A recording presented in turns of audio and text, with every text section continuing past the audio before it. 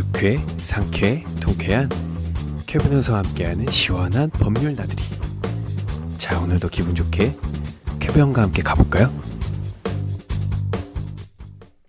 네, 안녕하세요. 쾌 변호사입니다. 안녕하세요. 안녕하세요. 공들입니다. 황변입니다. 육회를 맡고 있어요. 상쾌한 이변입니다. 네, 통계 김변입니다. 저는 유쾌하고 상쾌하고 통쾌한 자스민입니다. Hello, my name is MSG입니다. 청취자 여러분 죄송합니다. 네. 제 욕심의 말로를 자스민님도 너무 욕심쟁이 아닌가요? 네, 조금 그런 것 같습니다. 네, 세 가지를 다. 아니, MSG님이 저 영어로 소개할게요 이렇게 되게 당당하게 말씀하셨는데 하실 거면 제대로 하셔야죠. 맞아요. 그렇죠. 죄송해요. 영어 공과를 한 번도 가본 적 없어가지고. 나 그 옛날에 그런 거 였던 것 같아. Hello, 뭐 Let me introduce myself. 영어 자기소개님은 뭐 잘 지내셨나요? 아, 네. 어제 맛있는 거 먹어가지고요. 네. 뭐 드셨어요? 그 이제 큰 게를 먹었는데. 대게. 네. 지금 대게는 여름이 천 아닌가요?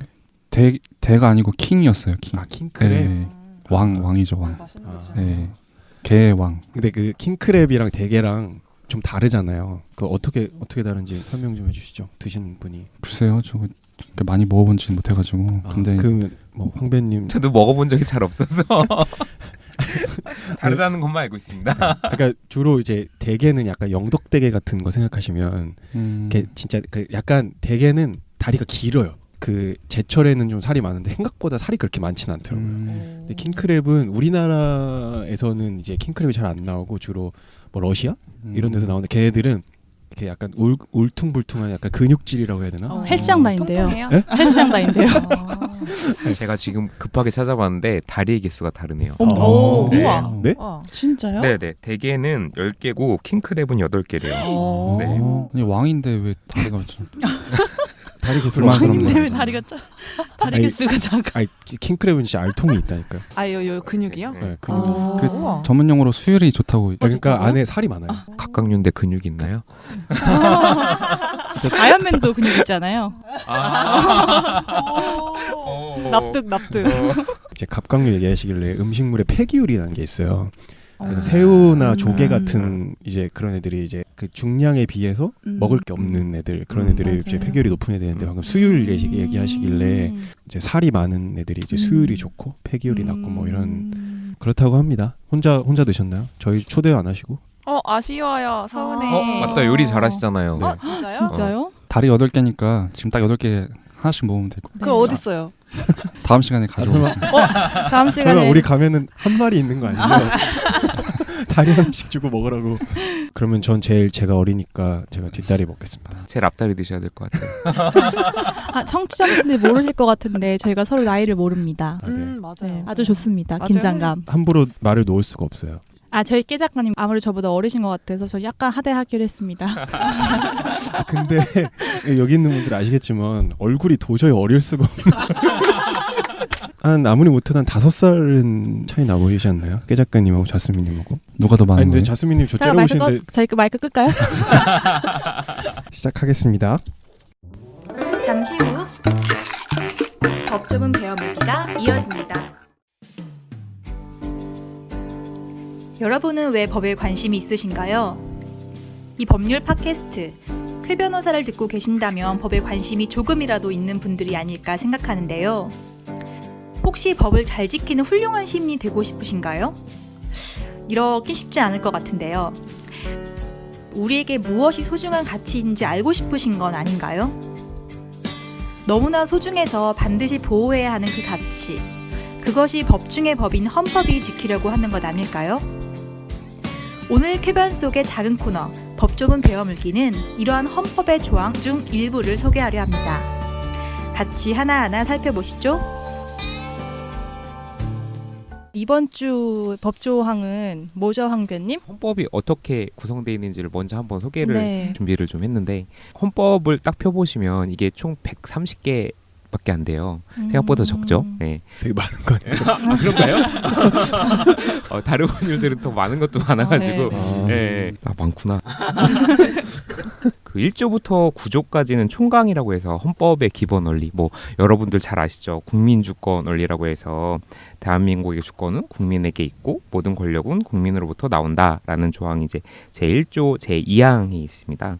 그래서 이렇게 기본 원리에 대해서 설명해 놓은 게 9개 조문으로 되어 있고요. 그래서 그리고 저는 그래서 네네. 그런 거밖에 몰라갖고 한 키케야 몇십 개 한 2, 30에서 끝날 줄 알았는데 130개나 했다고 하셔가지고 저 이거 다 끝날 때까지만 방송 잘 네, 한 마스터 해봅시다. 마스터. 법이 되게 많은데 헌법 말고 딴 법도 좀 해보고 싶은데.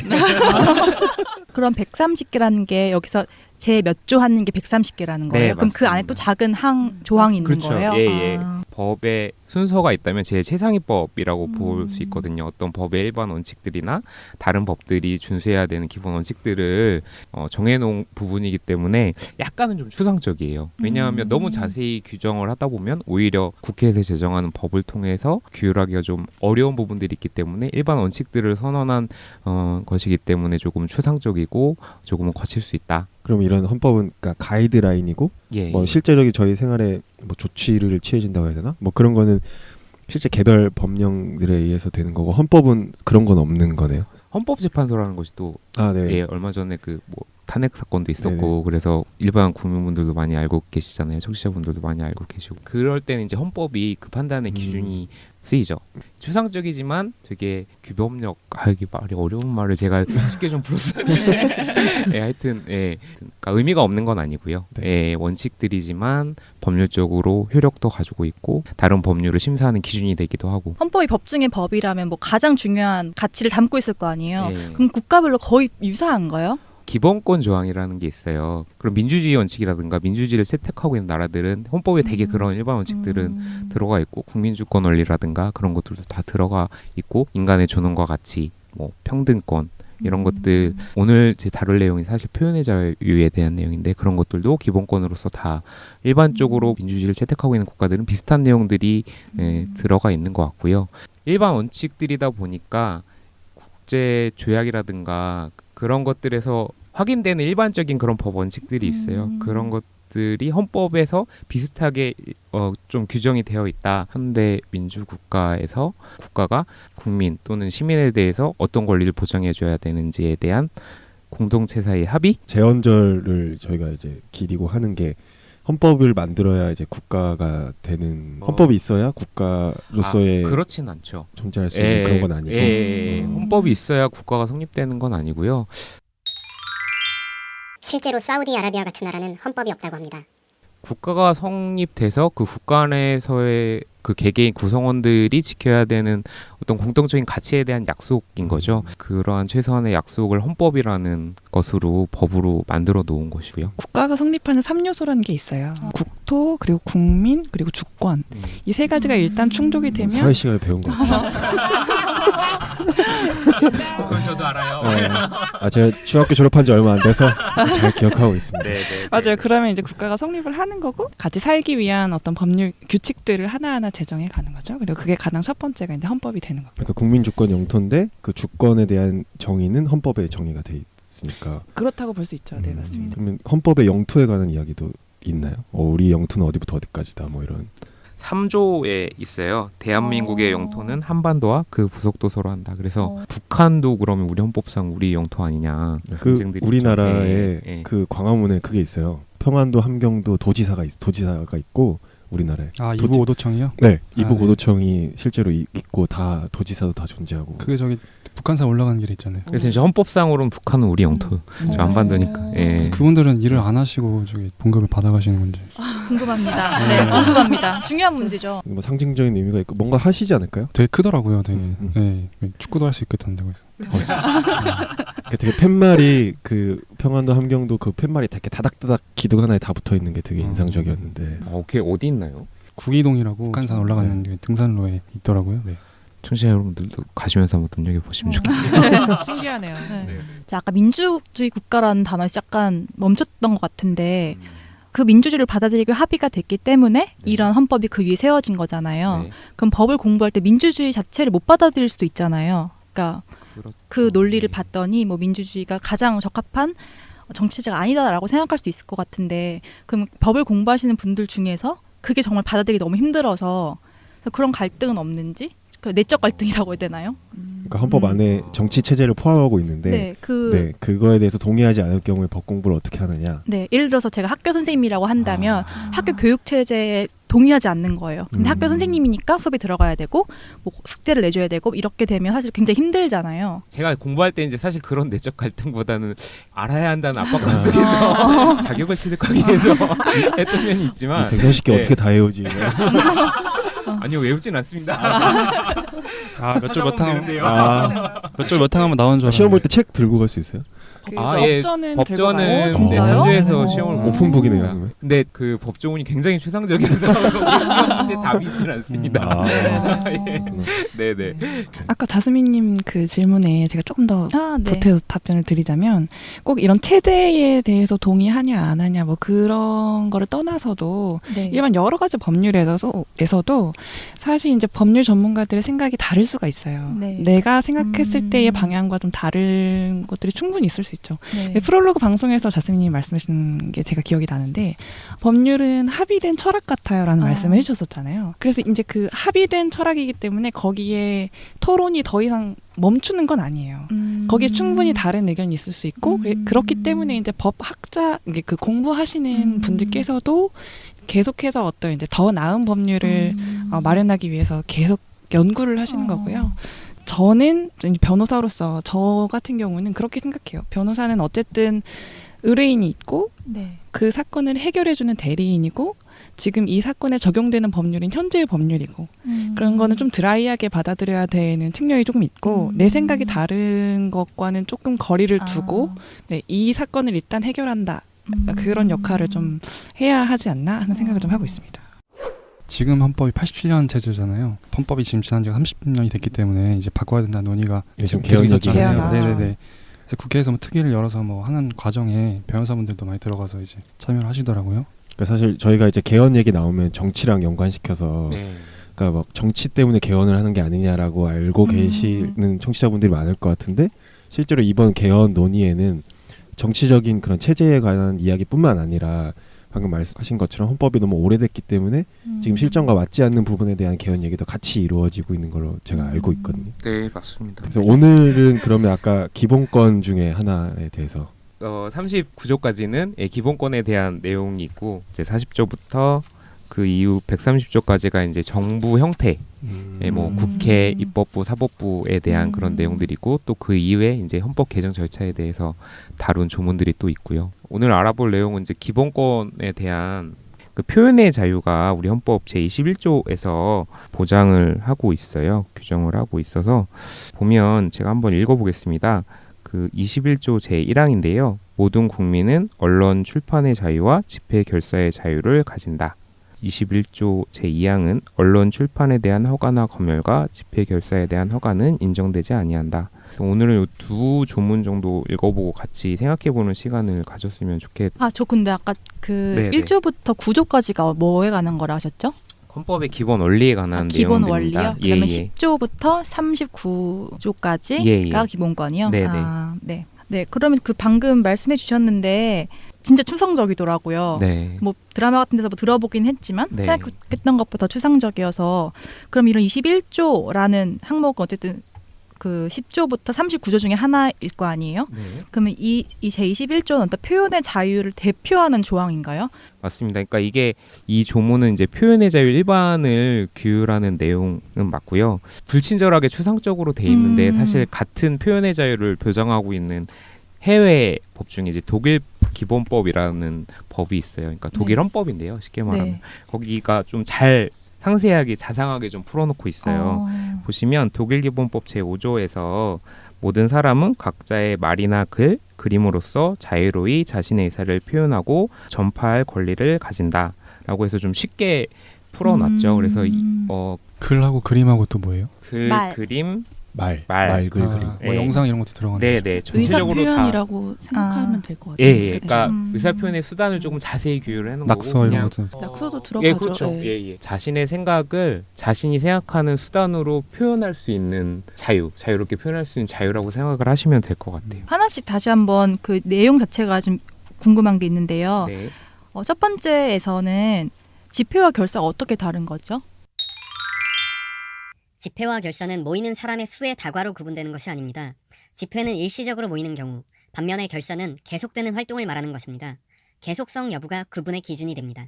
소위 말하는 2인 시위라고 말을 하잖아요. 네. 그건 이제 거기서 말하는 사실 헌법에서 말하는 그러니까 일반적인 의미의 집회랑은 좀 다른 거죠. 그래서 한 명이서 하면은 뭐 집회 신고 안 하고 그냥 해도 되는 거죠. 예. 그러면 1인 시를 교대로 하면 그거는 1인 시예요? 아니면 1인 시죠. 1인 시. 예, 아. 그런 식으로 많이 하죠. 교대로? 네. 뭐 나중에 저희가 다루게 될지 모르겠지만 그 집시법을 보시면 그런 규제의 어떤 당위를 여러 사람이 모였을 때 이게 이제 약간 폭력적으로 이렇게 된다든지 하는 것들을 우려한다라고 되어 있어요. 그래서 혼자 있을 때는 그런 우려가 적다라고 보는 거죠. 그럼 두 번째 조항에서요.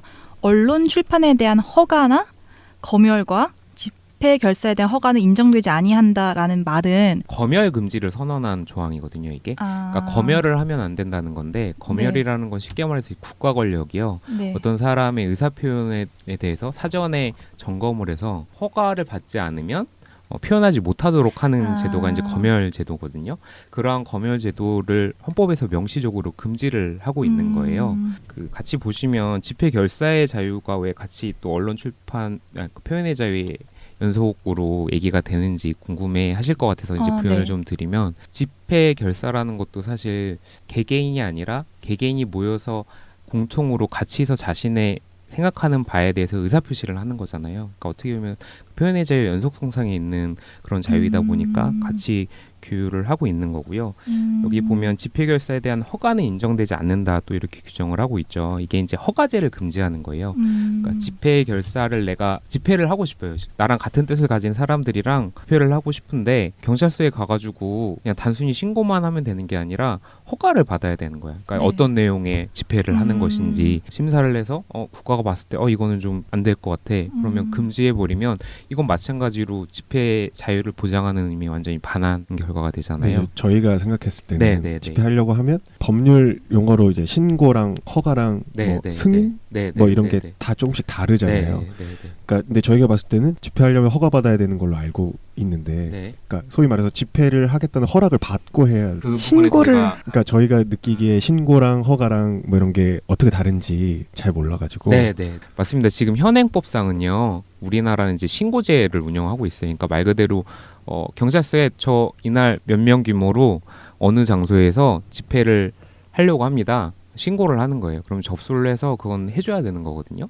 근데 이제 법에서 일정한 경우에는 할 수 없도록 규정을 해놓고 있어요. 뭐 예를 들어서 뭐 국회 앞 100m라든지 뭐 이런 장소적인 제한을 두고 있는 별도 규정들이 또 있습니다. 그래서 그런 요건에 뭐 반하지만 않으면 당연히 그건 다 해줘야 되는 그런 거고, 허가라는 것은 말 그대로 심사를 할 수 있게 해주는 거예요. 예.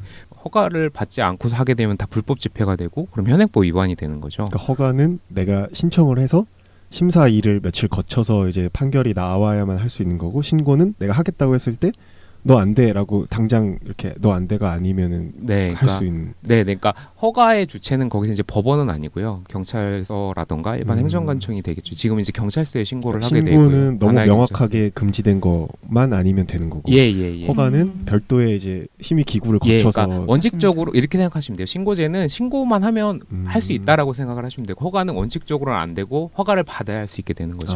그럼 신고 안 하면 못 돼요? 불법 집회가 되는 거죠, 그러면. 근데 이제 이게 좀 다른 나라는 달라요. 그러니까 제가 조금 전에 독일 기본법 말씀드렸잖아요. 독일 헌법에는 이게 신고제도 금지하도록 돼 있어요, 헌법에. 완전하게 집회를 자유롭게 보장을 하고 있어서 그런 경우에는 좀 우리나라랑 차이가 있죠. 신고제도 사실상 허가제처럼 운영이 될 수 있는 부분이 있잖아요. 그쵸. 아까 말씀드린 것처럼 그렇게 법에서 금지된 영역 굉장히 넓게 규제를 해버리면 사실 우리 야간오개 집회라고 해서 야간에 집회하고 이런 게 사실 예전에는 안 됐다가 헌법재판소에서 이거는 집회의 자유의 본질적인 내용을 침해한다 이래서 헌법 불합치 선언을 해가지고 법이 바뀐 거거든요. 그것도 하여튼 그런 효과가 있기 때문에 독일 법에는 아예 신고도 할 필요 없고 그냥 그렇게 하고 싶으면 자신의 의사를 다 같이 모여서 표시해도 된다. 그게 집회 자유의 본질이다. 신고가 완전 규제가 없는 거 바로 다음으로 자유로운 거고, 그렇게 그 위에가 허가고, 허가 위에 또 인가 뭐 이런 개념이 있는데 허가가 아마 제일 강화된 형태라고 보시면 될 것 같아요. 헌법에서 생각하는. 표현의 자유? 당연히 보장해야지. 근데 모든 표현을 다? 이렇게 질문을 할 수 있잖아요. 맞아요. 그래서 특히 저는 지금 집회 얘기하니까 뭐 길거리에서 엄청 뭐 꽹과리 치고 집회를 하면 다른 사람한테 피해가 될 수도 있고 또 가장 문제는 사실 인간 간의 명예훼손이 될 만한 발언을 했을 경우에 요즘 뭐 혐오라는 표현이 되게 많잖아요. 근데 그런 것도 다 표현이 잘 들어갈 수 있나 좀 궁금합니다. 그 표현이라는 게 상대방에게 어느 정도 해를 끼치는 것까지가 안 되고 어느 정도는 괜찮은 건지. 혐오 표현이라고 해서 만약 사회적인 이슈도 많이 되고 있죠. 그러니까 청년 경찰이나 그 윤계상 씨가 주연한 영화 이름이 뭐였죠? 범죄도시인가? 예, 그 영화에도 보면 이제 공통적으로 쓰인 소재가 이제 대림동에 거주하는 조선족 분들. 그 영화 혹시 보셨나요? 네, 봤습니다. 다 보셨나요? 다른 분들도? 전 못 봤네요. 네, 보셨어요? 대림동도 가봤습니다. 아, 가보셨어요? 네. 예, 그 가보면 이제 거기 조선족 분들이 많이 거주하고 많이 생활을 하고 계시죠. 상권도 다 그렇게 형성이 돼 있고 그 영화 청년 경찰 보면 좀 그분들이 보시기에 굉장히 불편할 수 있는 장면들이 있었고 저가 보기에도 좀 불편함을 느꼈거든요. 저는. 그러니까 너무 지역과 거기에 거주민들을 일반적인 시각으로 보게끔 만드는. 쉽게 말해서 대림동은 범죄 소굴이고 네. 예, 그들이 거기 보면 기억하시는지 모르겠지만 어떤 목욕탕 같은 곳에서 되게 정말 여럿이서 엉켜서 뒤엉켜서 자는 장면이 있어요. 근데 너무 지나치게 과장되거나 사실과 다른 부분이고 어떤 혐오를 조장할 수 있는 부분일 수도 있거든요. 물론 이제 이것에 대해서 아니 영화도 예술 표현이고 표현의 자유 영역이 있는 거니까 보장돼야 되는 거 아니냐. 사실 이게 서로 표현의 자유가 충돌하는 부분이긴 해요. 그렇지만 표현의 자유라는 명목하에 어떤 소수 집단들이 그런 표현을 해서 다른 사람들이 그 영화라는 게 사실 되게 파급력이 크잖아요. 그 영화 한 편으로서 조선족에 대해서 갖는 인상은 딱 범죄자 집단. 이렇게 돼버리니까 그것에 대해서는 이걸 전부 다 표현의 자유로 보장을 해야 되는 것인가. 조금 더 이제 일반적인 사회 현상으로 말씀을 드리면 이제 일베라고 해서 예, 일베에서 그 사실 우리나라 그 혐오 표현의 문제가 좀 많이 대두가 됐었죠. 그래서 2013년도부터 과연 이 사람들의 표현의 자유라는 명목하에 이대로 놔둬도 되는가. 여성 혐오가 또 굉장히 심각한 문제고 조금 전에 말씀드렸듯이 그 외국인 이주민에 대한 혐오 표현도 굉장히 큰 문제고요. 얼마 전에 그 제주도에 들어온 예멘 난민 이슈도 굉장히 그 댓글들 보면 이제 다 그래서 근데 이제 그런 것들이 공통적으로 그런 표현들은 소수자들을 배제하게 하는 그런 효과가 있어서 규제가 되어야 되는 것이 아닌가 그런 논의가 좀 있고요. 그게 되게 애매할 수도 있는 것 같아요. 예, 맞아요. 예. 표현의 자유를 주는 게 맞는데 그걸 이제 규제를 할 수 있게 해버리면 프로 불편러들이 이제 그쵸. 이의를 제기했을 때 그걸 어디까지 맞습니다. 허용해 줄 거냐. 네, 네. 네, 그런 것들이 항상 좀 상충될 것 같은. 이게 사실 혐오 표현이라는 것 자체의 개념도 되게 모호한 면이 네네. 있어요. 맞아요. 네, 그래서 어떤 걸 혐오 표현으로 규정해서 할지를 또 고민을 해야 되는 주제이기도 하고요. 더 나아가서 이게 혐오 표현에 해당하면 이거를 어떤 방식으로 규제를 할 것인지에 대해서 사실 고민을 해봐야 되는 문제인 것 같아요. 이런 혐오 표현에 대해서 고민을 하신 분 중에 유명한 분이 그 이제 홍성수 교수님이 말이 칼이 될 때라는 책을 쓰셨어요. 혐오 표현을 주제로 해서 거기 보면 혐오 표현을 어떻게 정의를 하고 있냐면 소수자 집단에 대한 혐오의 근거에 소수자와 일반 청중을 대상으로 소수자에 대한 차별을 공공연하게 드러내는 것이라고 이렇게 정의를 하고 계시고요. 또한 이게 한 차례 법안으로 발의가 되기도 했었어요. 근데 이게 결국은 철회가 된 걸로 알고 있지만 하여튼 그 법안을 한 차례 발의가 됐었는데 다른 사람의 기본권을 침해하는 수준에까지 이른 자유에 대해서는 사실 그걸 보장하는 것은 다른 자유를 침해하게 되는 결과를 초래하게 되니까 그 부분에 대해서는 사실 규제가 필요하다고 개인적으로 생각을 하고 있습니다. 근데 다만 주의해야 될 건 혐오 표현이라는 것 자체가 좀 모호한 면이 있어요. 네. 이걸 법으로 규제했을 때는 오히려 표현의 자유가 굉장히 위축되는 효과가 발생할 수 있거든요. 그래서 그 부분에 있어서는 굉장히 최소한으로 저는 규제를 해야 되지 않을까. 만약에 법으로 규제를 한다면. 방금 전에 그 대림 청년경찰 얘기도 해주셨고 네네. 어쨌든 그 대림에 사시는 분들은 특정 집단이고 어쨌든 그러한 혐오 표현으로 인해서 차별을 받을 수 있는 선입견을 사람이 갖게 되는 거겠죠. 그리고 방금 말씀해주신 그 혐오 표현의 정의에서도 계속 소수자 집단이라는 말이 나오잖아요. 네. 그래서 차별이 발생한다는 건 좀 명백한 해를 끼치는 거고 그런 거에 대해서는 혐오 표현이냐 아니냐를 좀 구분하기 쉬울 것 같은데 그런 게 아니라 아까 프로 불편열 얘기가 나왔잖아요. 네. 그러니까 개인적으로 그것이 난 너무 모욕적이다 이렇게 생각할 수 있잖아요. 나한테 너무 피해가 줬다? 이건 굉장히 주관적인 것 같아서 네. 그러니까 쉽게 말해서 대림동에 사시는 분들이 그 영화를 명예훼손으로 고소할 수도 있는. 그 사실 그게요. 지금 법원에 가 있어요. 아 그래요? 네, 아. 그 조선족 분들을 대리해서 그 영화사를 상대로 해서 명예훼손이 되었다 해서 아마 손해배상 청구 소송이 진행 중인 걸로 알고 있고요. 근데 그게 일반 네. 명사이면 안 되고 구체적으로 특정. 그죠. 해야 되는- 특정 장면을 특정해서 그 장면 아까 말씀드린 음. 제가 알기로는 아까 말씀드린 그 장면이 좀 문제가 된 걸로 알고 있고 택시 기사가 소개하는 또 장면이 있어요. 그 장면이 또 문제가 돼서 아마 그 부분을 특정해서 그렇게 했던 걸로 알고 있습니다. 제가 한 사건은 아니고요.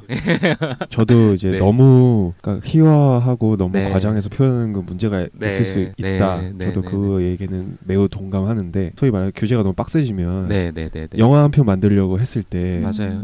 그거를 모든 컷과 컷 장면을 다 법적인 문제가 없는지 다 심의를 해서 영화를 만들긴 사실 너무 힘들잖아요. 네네네. 저 개인적인 생각으로는 만약에 이걸 뭐 정말 형사처벌식으로 제재를 한다면 그 규제되는 대상은 굉장히 최소화해야 된다. 그리고 명확해야 된다라는 입장입니다. 그리고 아까 말한 영화 같은 경우는 예술 표현의 자유, 또 다른 표현의 자유이기 때문에 그 부분을 영화랑 방송 이런 데서 그런 영상을 보여주거나 얘기를 하는 거랑 개인이 하는 거랑 뭐가 더 위험하고 제재를 가해야 하는 대상이라고 보시나요? 개인의 표현의 자유도 있는 거잖아요. 파급력 측면에서는 네. 미디어가 훨씬 크기 때문에 그 부분에 대한 규제가 더 이렇게 이루어져야 되겠죠. 근데 네. 요즘은 또 1인 미디어 세상이 됐잖아요. 네. 각자가 지금 쓴 글이 다 전파성이 높기 때문에 지금 현재 국회에도 그런 걸 규제하자는 법안이 발의되어 있는 것으로 알고 있어요. 그래서 고민들은 있지만 판단의 주체가 누구이며 어떤 기준을 가지고 판단할지에 대해서 명확한 기준이 없다면 조금 신중해야 된다. 이걸 또 게다가 형사처벌로 뭐 정말 이제 형사적으로 처벌을 하는 부분에 있어서는 더더욱 신중해야 될 필요가 독일 같은 경우도 굉장히 이제 강하게 혐오 표현에 대해서 규제를 하고 형사적으로도 처벌을 하고 벌금도 굉장히 세게 부과할 수 있고 이런 근거 규정을 두고 있거든요. 근데 지금 독일도 난민 문제가 굉장히 심하잖아요. 근데 이런 되게 강력한 규제 법을 가지고 있음에도 불구하고 그런 부분들이 오히려 나아지지 않고 굉장히 심각한 사회 이슈로 등장을 하고 있대요. 그렇다면 이게 과연 이게 형사처벌이 제재적 효과가 있는 거냐? 사실 그렇지는 않은 것 같거든요. 그래서 이거는 이제 사회 일반의 인식 개선의 문제로 나아가야 되는 게 아닌가. 예. 어떻게 하면 그러면은 이 문제 해결할 수 있을까의 얘기로 가고 네, 있잖아요. 네, 저도 네. 아까 그 생각을 되게 많이 했어요. 주관적이면 그럼 객관적 기준을 어떻게 마련을 하지? 네. 다수의 의견을 물어봐야 되나? 이런 생각을 했는데 애초부터 출발이 좀 잘못됐다는 생각이 드는 거예요. 왜냐하면 왜 갑자기 혐오 표현이라는 게 문제가 됐을까? 네. 없던 표현이라고 아까 하셨잖아요. 그러니까 2013년에 그게 정말 약간 대두된 거잖아요. 뭐 네. 그 말이 없었던 건 아니겠지만. 네. 근데 저는 사실 요즘에 극혐이라는 표현을 되게 사람들이 많이 쓰잖아요. 근데 특히 어린아이들이 뭔 극혐이야 이렇게 말하면 사실 좀 깜짝깜짝 놀라거든요. 뭐가 그렇게까지 혐오스러울까? 그래서 약간 우리나라 정서가 지금 너무 감정적인 것도 그렇고 뭐 의견도 그렇고 너무 극단적으로 가는 게 아닐까? 애초에 그런 문제가 없으면 사실 이러한 법적인 문제도 없을 거 아니에요. 네. 네네네. 그래서 아무튼 그 문제가 사회적인 되게 포용력이 좀 부족하다. 그렇죠. 그리고 자신의 감정이나 표현에 대해서도 그걸 뭐 정제하거나 이렇게 하지 않고 되게 직설적이고 강하게 얘기하는 거죠. 그냥 조금 싫을 수 있는 건데 극혐이야 이렇게 말을 하는 것도. 약간 말버릇처럼 된 것 같아요. 네, 저는 그 문화가 더 심각한 것 같아요. 그래서 저는 좀 반대로 생각하는데요. 오히려 표현의 자유가 더 보장이 돼서 기존에 하지 못했던 말들을 쏟아내고 있는 게 아닌가 그런 생각이 듭니다. 그러니까 좋은 현상일 수 있다는 말씀이신 거예요? 그러니까 좋은 현상이라기보다는 그러니까 억눌려 있다가 그러니까 과도기인가요, 사실은 그런 게 그러면? 마음속에 있던 것들인데 그런 거를 이제 표현할 수 있게 됐다. 그러니까 그게 1인 미디어의 긍정적인 측면이기도 한 것 같아요. 자기를 되게 표현하고 싶은 욕구는 어떻게 보면 인간의 기본적인 전 욕구라고 생각을 하거든요. 그것이 이제 1인 미디어가 발달하면서 자유롭게 좀 규제 부분을 안 받을 수 있는 영역에서 하다 보니까 이게 지금 어떻게 보면 좀 과도기라 과정을 지나치면 허용할 수 있는 범위 그런 것들이 생기지 않을까. 맞아요. 네, 그런 생각이 듭니다. 근데 이게 좀 저는 법으로 규제돼야 될 부분은 어떤 의도를 가지고 정말 누군가를 배제하기 위해서 특정 집단을 배제하기 위해서 의도를 가지고 하는 표현들은 명확히 그런 어떤 이례적이거나 그런 것들과는 구별이 돼서 좀 규제가 돼야 되지 않을까. 기술이 발전해 가면 거기에 적용이 될 수 있는 법률도 계속 바뀌어져야 되거든요. 근데 요즘 기술의 발전이 빠르다 보니까 아까 말씀하신 어떤 1인 미디어의 등장 그렇네요. 여기에 대해서 어떤 법을 그러면 기존에 있던 법이 이거를 제대로 잘 말할 수 있는, 커버할 수 있는가? 이런 것들이 문제가 항상 돼요. 근데 사실 법이라는 거는 어떤 새로운 기술 아니면 새로운 어떤 문화 이런 게 등장할 때마다 거기에 따라가줘야 되는 그런 면도 있는 반면에 또 너무 빠르게 바뀌어버리면 이 안정성이 해쳐지는 다른 측면이 있어요. 매번 너무 쉽게 바꿀 수는 없고 근데 또 따라가긴 해야 되고 이런 게 줄다리기를 하는 그런 분야이거든요. 그래서 그런 좀 한계점이 있는 것 같고 황교님 말씀을 쭉 들으면서 결론적으로 어떤 게 두 가지가 문제가 되는 것 같아요. 그럼 어떤 거를 혐오 표현으로 우리가 볼 건지 이게 너무나 좀 막연했던 개념이니까요. 두 번째는 그러면 이게 혐오 표현이 만약에 있다면 그거를 어떤 방식으로 규제를 할 거냐. 이걸 우리가 형사처벌을 할 거냐. 아니면 뭐가 됐던지 간에 법으로 어떤 제재를 가할 거냐. 아니면 이거는 이제 사적인 영역으로 국민들의 그냥 문화로 이거를 극복해 가야 하느냐. 그런 거는 이제 그런 어떤 차원의 규제를 할 건지가 이제 문제가 되는 것 같은데 첫 번째 이제 어떤 게 혐오 표현인가 하는 문제에 있어서는 각자가 생각이 다르겠죠. 근데 그걸 우리가 너무 두려워해서 이거를 아예 논의조차 하지 않는다면 점차로 너무 명백한 혐오 표현도 포용하게 되는 것 같아요. 이 논의를 안 해버리면. 그래서 하긴 해야 된다. 이런 논의를 정말 어려운 논의지만 계속 해야 하고 그리고 두 번째는 이제 규제를 어떻게 할 것인가의 측면에서도 모든 표현에 대해서 한 가지 규제 방식으로만 갈 필요는 없어요. 이게 미디어인지 아니면 개인이 한 표현인지에 따라서도 뭐 규제하는 방안이 다를 수가 있고요. 혐오 표현의 대상이 되는 집단이 뭐 지나치게 약자라든지 뭐 누구냐 어떤 집단에 대한 표현이냐 뭐 이런 거에 따라서도 다를 수가 있고요. 그런 것들을 다 고려를 해서 규제들을 들여와야 될 것이고 맞아요. 지난한 토론이 필요하겠죠. 네. 김변님 말씀 듣다 보니까 제가 너무 보수적인 생각을 가지고 있는 게 아닌가 싶긴 한데 황변님 얘기를 쭉 들으면서 생각을 한 게 혐오 표현이라는 거 말 자체가 명확하지 않은 말이잖아요. 근데 우리가 이제 이 규제를 할 때 원칙으로 돌아가면 항상 법으로 만들 때는 명확성이 뒤따르지 않으면 그게 위축 효과를 가지고 오는 거잖아요. 내면적으로 이제 자기 검열이 시작되면서 이 표현이 혹시나 혐오 표현이 돼서 내가 벌을 받게 되지 않을까? 이렇게 자기 검열이 시작되다 보면은 네, 아무런 표현을 할 수 없는 그렇기 때문에 저는 사실 표현의 자유는 이제 굉장히 제한적으로만 규제가 돼야 된다고 생각하는 입장이어서 네네.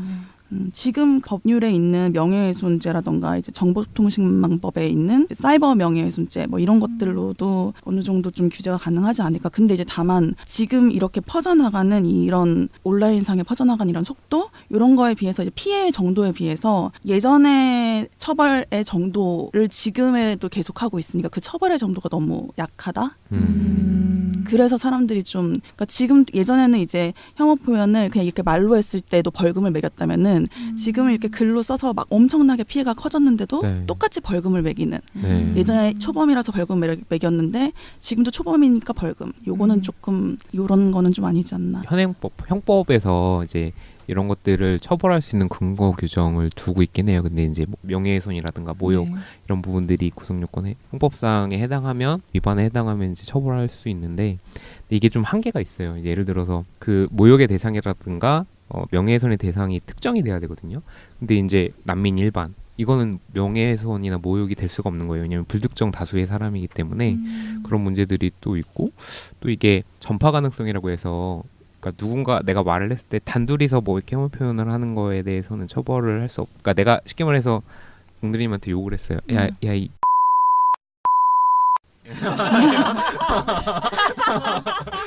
이거는 이제 안 되는 거죠. 단둘이 단톡방이 아니라 둘이 카톡으로 뭐 이거는 이제 안 되는 그런 하여튼 현역법상으로는 혐오 표현을 모두 다 규제하기는 조금 어려운 면이 있어서 별도 입법 논의는 좀 필요한 게 아닌가. 그리고 아까 말씀드린 것처럼 이게 모욕, 명예훼손 이런 게 기껏 해봤자 이제 벌금이거든요. 그래서 그러니까 규제되고 처벌받아야 되는 그러니까 그런 거잖아요. 정말 신상 털기하고 뭐 누구에 대해서 막 요즘에 리벤지 포르노라고 하죠. 그런 것들 찌라시 문제도 처벌 수위가 높지 않다 보니까 그런 부분들도 많이 문제가 되는 것 같습니다. 좀 정리해 보면 기본권에 대해서 이제 기본권 중에 첫 번째로 표현의 자유에 대해서 이야기를 해봤는데 이제 표현의 자유가 헌법에서 명시가 돼 있고. 그것이 너무나도 중요하고 당연한 다 알고 있는 표현의 자유지만 실제로 그 표현의 자유를 너무 남용하는 사례들이 점점 많이 벌어지고 있고 뭐 시대와 기술의 발달로 인해서 그 예전에 비해서 뭐 파급력이나 수위가 세지고 있기 때문에 또 그래서 법은 또 시대적으로 변화할 필요성이 있고 그 뭐 대상이나 뭐 특정 대상을 정하거나 범위를 정하거나 또는 그 처벌에 관련돼서 새로운 법이 생기거나 아니면 법이 바뀌어야 될 필요성이 대두되고 있는데 그래도 일단 법을 새로 만들고 하는데 신중해야 되는 이유는 어쨌든 헌법상의 표현의 자유가 명시되어 있으니까 그래서 이런 것들에 대해서 한번 이렇게 얘기를 해보고 생각을 해봤으면 좋겠다. 아주 훌륭한 네. 점입니다.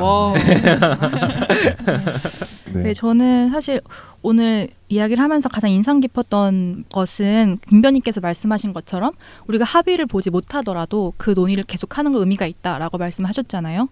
철학도 이제 왜 그렇게 중요한가를 생각해 보면 답이 없는데도 계속 우리가 얘기를 하잖아요. 그런 걸 마찬가지인 거란 생각이 들었어요. 법도 정해진 거니까 외워야지 따라야지가 아니라 왜 그렇지를 계속 생각하고 그게 의미가 있다는 걸 좀 오늘 느꼈던 것 같아요. 그래서 앞으로 헌법을 공부하면서 이런 질문이 많이 나오지 않을까 해서 되게 기대가 많이 듭니다. 그리고 좀 혐오 표현하면서 제가 아까 혐오 사회가 된 지금 이 상황을 좀 이해하는 것도 필요한 것 같은. 맞습니다. 네. 예. 서로 좀 네. 아껴가면서 삽시다. 네. 네. 그럼 오늘 뭐 여기까지 하도록 네. 할까요? 오늘 네. 어떠셨나요? 네, 굉장히 유쾌상쾌 통쾌했고요. 네, 네. 오늘도 네. 감사합니다. 감사합니다. 네, 들어주셔서 감사합니다. 감사합니다. 네. 오늘 방송 잘 들으셨나요? 가시기 전에 구독, 즐겨찾기, 좋아요, 그리고 하트 잊지 마시고요. 댓글도 좀 남겨주세요. 그럼 다음 시간에도 쾌변과 함께하러 와주실 거죠? 아 그리고요. 혹시 사연 보내실 게 있으면 쿨로열빵빵 COOLAWYER00 gmail.com으로 보내주세요.